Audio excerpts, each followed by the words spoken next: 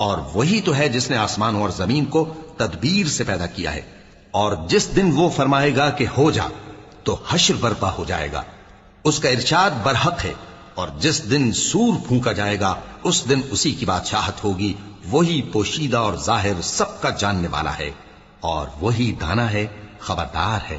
اور وہ وقت بھی یاد کرنے کے لائق ہے جب ابراہیم نے اپنے باپ آزر سے کہا تھا، تم کیا بتوں کو معبود بناتے ہو؟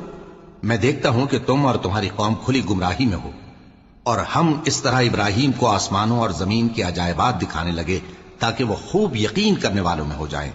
یعنی جب رات نے ان کو پردہ تاریکی سے ڈھانپ لیا تو آسمان میں ایک ستارہ نظر پڑا، کہنے لگے یہ میرا پروردگار ہے۔ جب وہ غائب ہو گیا تو کہنے لگے کہ مجھے غائب ہو جانے والے تو پسند نہیں۔